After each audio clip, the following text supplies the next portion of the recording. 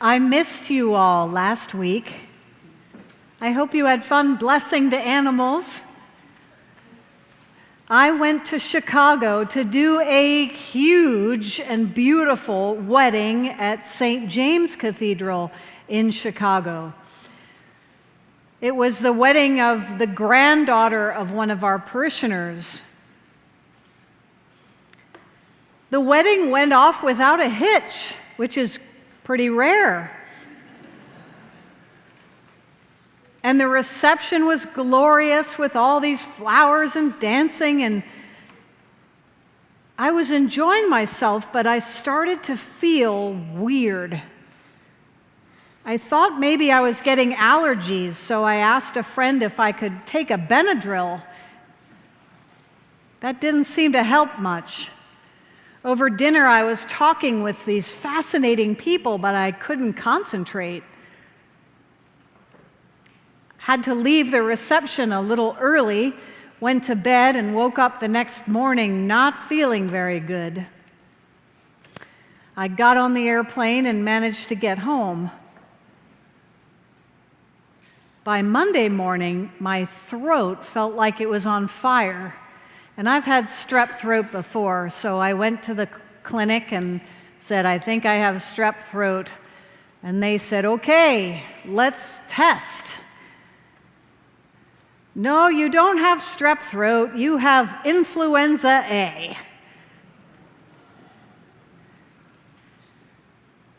How many of you all have had the real flu?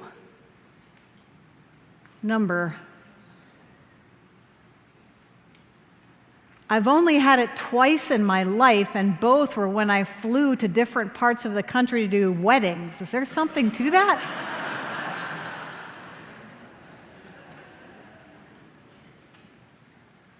I felt like I had been hit by a truck. It was as if my body didn't belong to me anymore. It was so achy. I lay in bed for 5 straight days, and sometime on Thursday night, I woke up, and thank God I began to recognize myself. It's like going through some kind of fog where your body doesn't belong to you anymore. It was scary. But I'm done with the Tamiflu. I'm officially well and non-contagious, and I'm thankful to be back with you. But I did learn something about how much I take for granted when it comes to my health.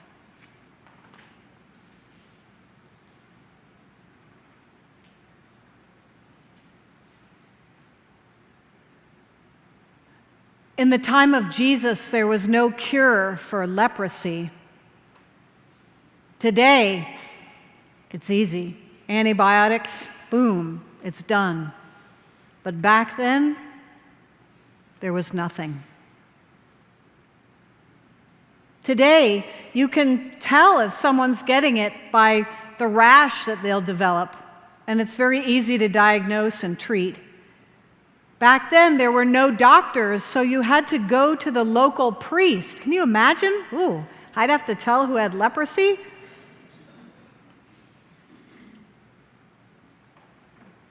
What would happen is that this rash would begin to itch and spread, and then the skin would start flaking off.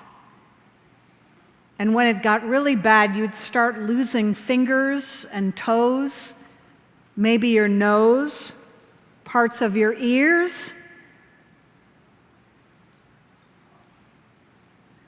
Leprosy is contagious through the air, and they knew enough back then to know that.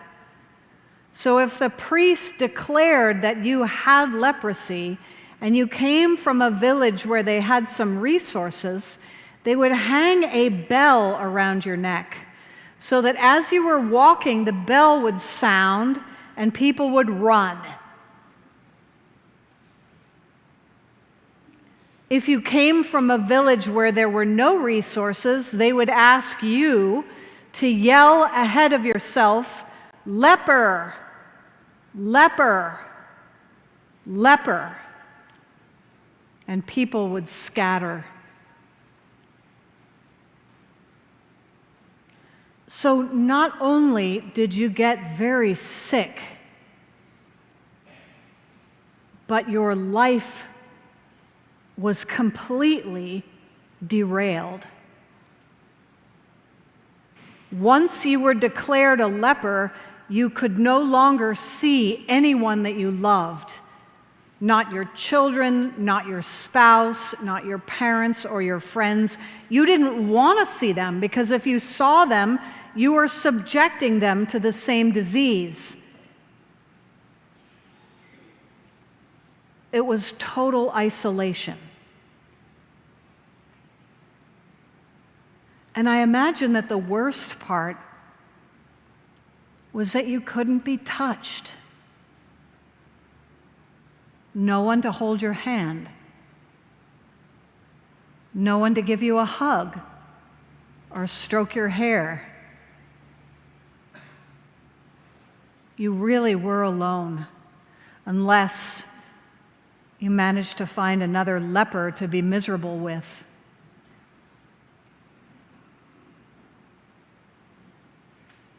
Life as you know it ended. It was all just taken away.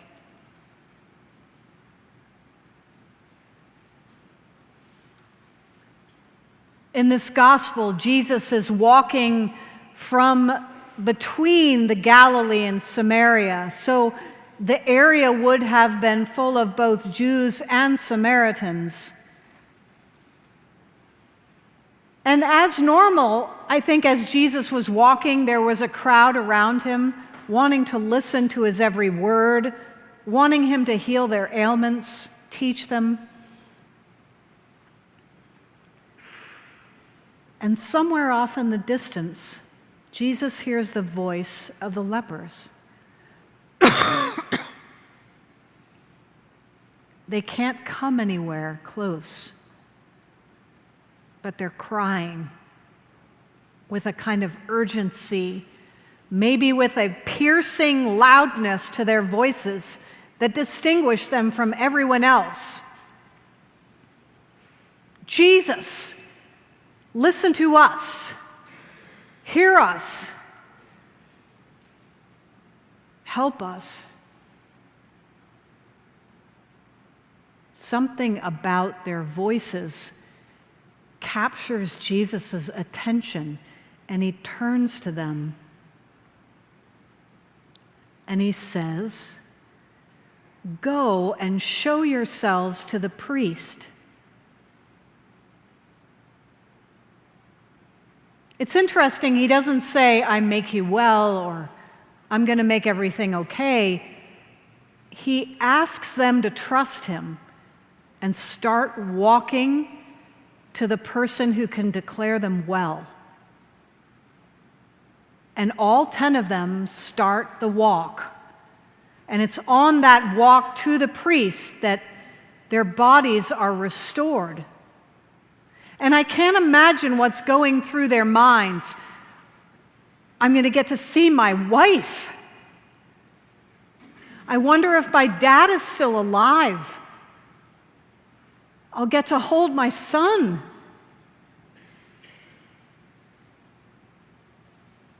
I wonder if the people of my village will recognize me.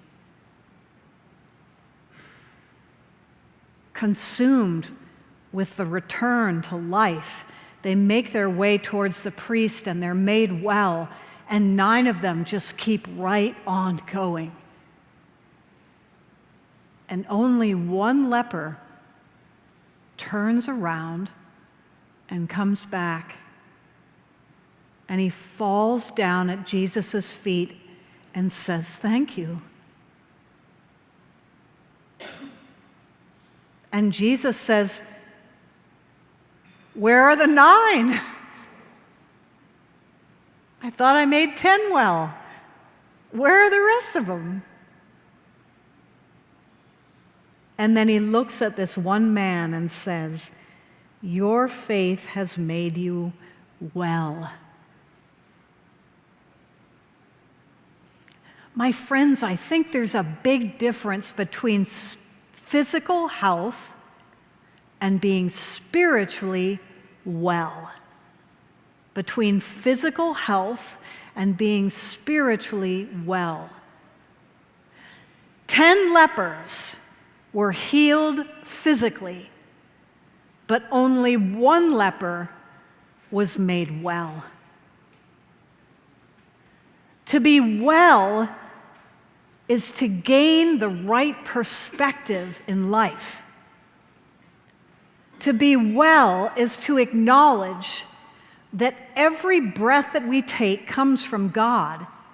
Every beat of our hearts, every time we open our eyes, the well person wakes up in the morning, falls to his or his knees and says, "Thank you that I'm awake. Thank you that I'm breathing. Thank you that I can stand." The well person understands that life is a gift. From inception to death, we are not in control of any of it. It doesn't belong to us. We didn't make it. I don't know about you. Did you plan to be born? Did you fix that all up by yourself? Because if you did, I want to hear how you did it. 9 of those lepers is given health, but none of them realizes who gave it to them. They just think they should have had it anyway. And it is so easy to think that way, especially when we're young. It's easy just to assume that our bodies are supposed to work. We deserve it. Somehow we are owed it, and it's good. Get up in the morning, go to your first appointment, go to the next thing, take a shower, whatever. So few of us know how to be well, to get the right perspective, and to say thank you. You know, throughout the years, people have said to me, the church is made up of primarily older people. I think the church is dying. And I usually say, nah. The church has often been made up of primarily older people. You know why? Because it's when our bodies start falling apart that we start thinking about God. There's a reason why when people start getting older, they start coming to church. They start thinking about the fact that there may be more to life than just running around getting busy or making a living. They start searching for something more.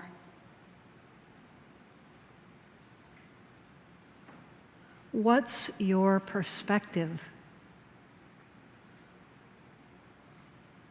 Do you remember to give thanks?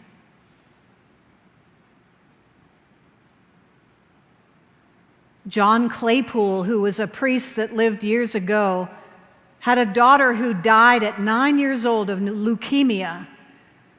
And he was absolutely devastated, as anyone would be. His grief was overwhelming. He couldn't see past his own heart being broken, and he couldn't figure out how he was going to keep being a priest. One morning, he was eating breakfast with his son and wife, trying to make himself eat some cereal, and something happened to him. God changed his perspective.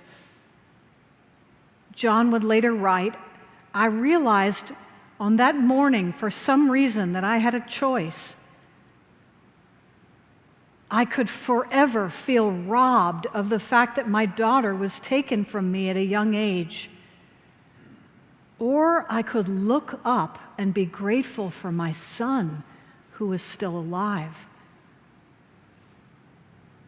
And so John lifted his eyes to his son and said, "What does your day look like today, honey?"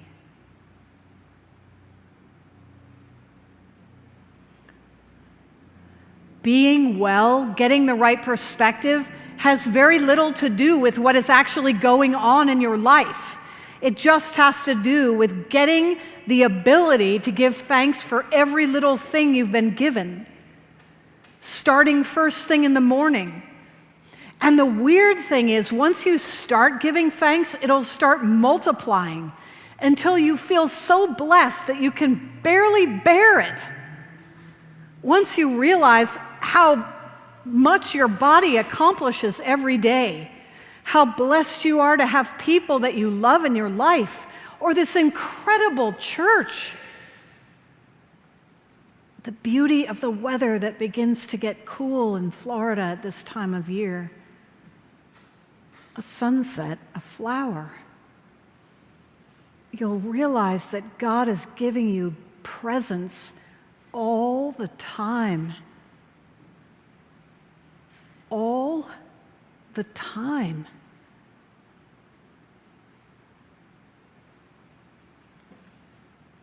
And that's why Christians, on the very first thing, on the first day of the week, we get up and we put on something beautiful and we come here and we do this thing that is called Eucharist.